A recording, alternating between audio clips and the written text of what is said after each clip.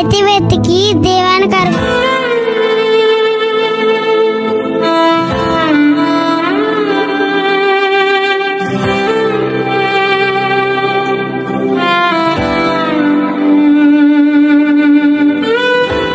ప్రభుదయం అందరికీ ప్రైజ్ చూడండి.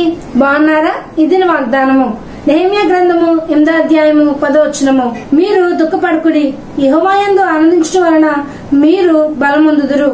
దీని యొక్క వాక్యలేఖనాలు ఏమని చెప్తున్నాయంటే, యెహోవా యందు ఆనందించడం వల్లంట మనం బలం పొందుకుంటామంటండి. ఈ లోకంలోని చాలా సార్లు మనం చాలా వాటిని బట్టి మనం ఆనందిస్తూ ఉంటాం. ఆస్తులు బట్టి, అంతస్తులు బట్టి, పేరు ప్రఖ్యాతులు బట్టి, అధికారాన్ని బట్టి, చాలా సార్లు వాటన్నిటిని బట్టి మనము ఆనందపడుతూ ఉంటాం. కానీ దేవుని బట్టి మనము ఆనందించబడం. కానీ దేవుని బట్టి మనం ఆనందించబడితే అంట మనం బలం పొందుకుంటాం అంటండి.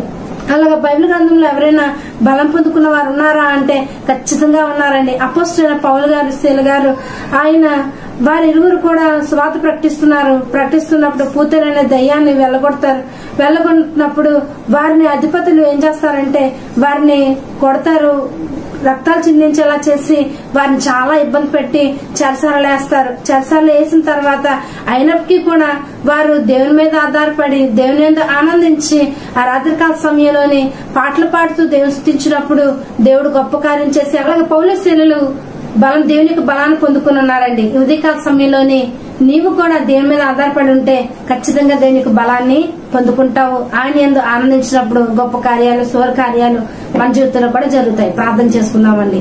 యేసయ్యానికి వందనాలు చెల్లిస్తున్నాం ప్రభువా. ఆనాడు పౌలు శీలలు వారి కష్టాన్ని, వారి బాధని, వారి వేదనని చూడలేదు తండ్రి.